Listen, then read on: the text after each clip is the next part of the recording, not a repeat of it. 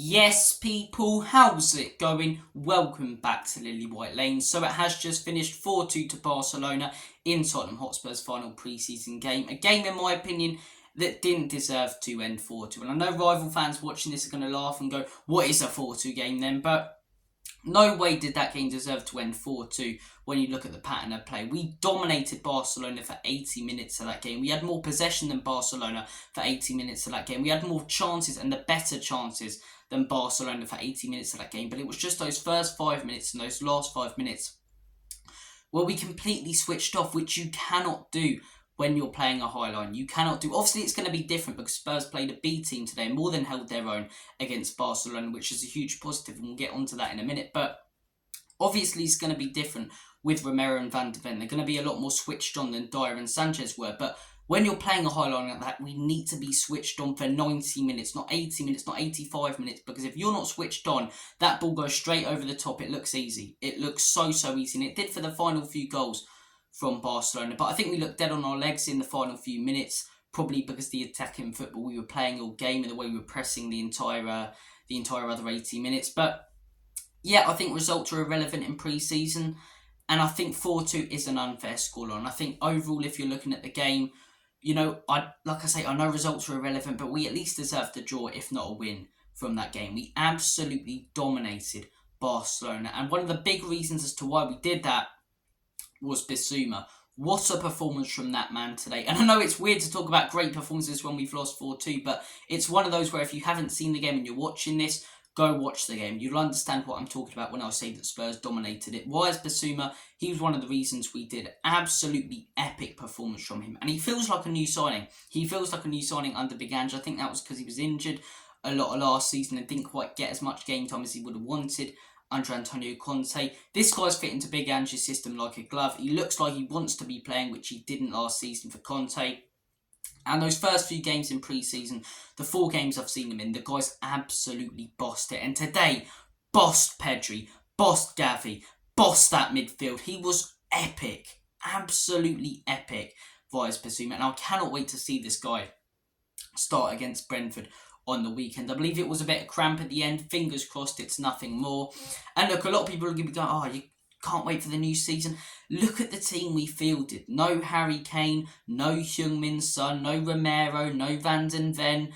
Pretty much most of our first team starters, no Kulusevski, were playing. And especially the likes of Kane, who didn't even travel. That's got nothing to do with the Bayern situations. Bayern fans, don't get your hopes up. But to hold our own against Barca without all of our top players pretty much it's a good accomplishment. And I think today was a good test. I think we played well.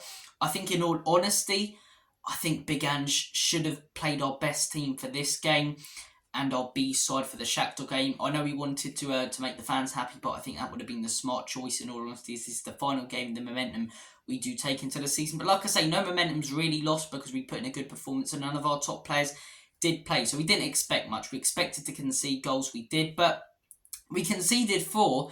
Davinson Sanchez actually played a great game. I know that sounds absolutely insane, but he was really good today. Some really impressive stuff from Davinson Sanchez and Ollie Skip as well, scoring those 2 goals.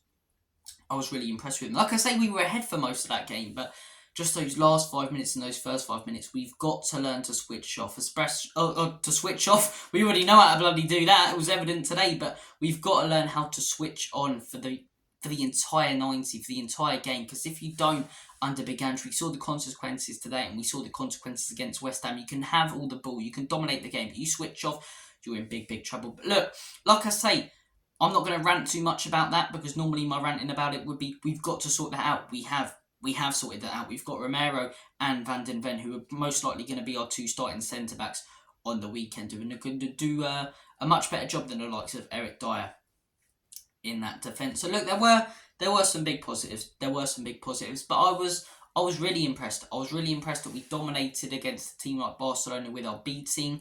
Yes, the ending leaves a bit of a bitter taste, a bit of a sour taste in our mouths as Spurs fans, but like I say, I think we've got to move on, acknowledge the fact that Kane, Kulusevski, Son, Romero, Van de Ven didn't play a part in today's game, and that we still dominated the majority of it against a team like Barcelona. I know rival fans will be laughing at us and what have you.